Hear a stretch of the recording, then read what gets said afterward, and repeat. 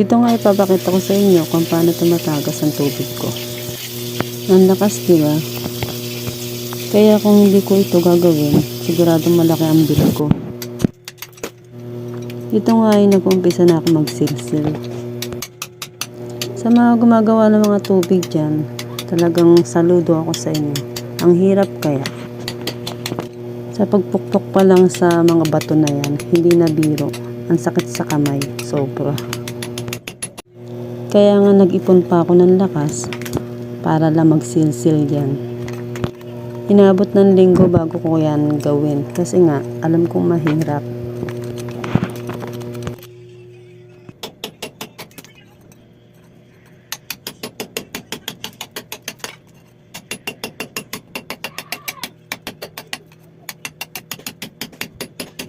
Siyempre, ang video na ito ay shinortcut ko na lang kasi matagal ko itong ginawa.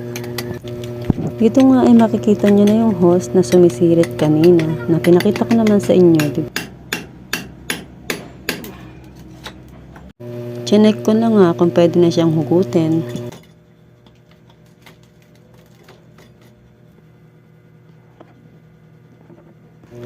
Sinukat ko kung hanggang saan ko siya ikakat. Nilagyan ko na rin ng palatandaan.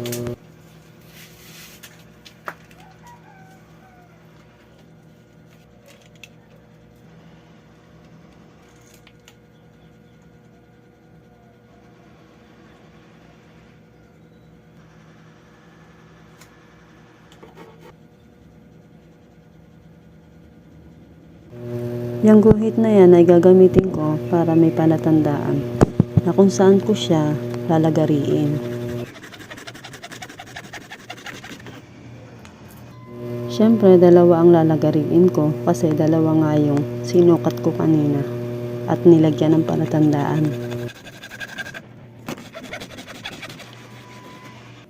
Pagkatapos nyo ang putulin, linisin nyo para siguradong hindi siya magbabara sa loob.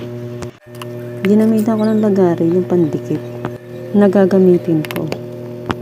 Ito nga pala ay gamit na. Kung mapapansin nyo, meron na siya nakalagay na elbow. At duduktungan na lang natin to. Siguraduhin lang na ang pagdikit natin at pagduktong ay napakatibay. Ganyan lang ang gagawin nyo. Huwag nyo lang siyang ilalakas kasi para hindi siya mabasag. Ito nga at nakakorte na siya. At susukatin ko na siya doon sa loob kung saan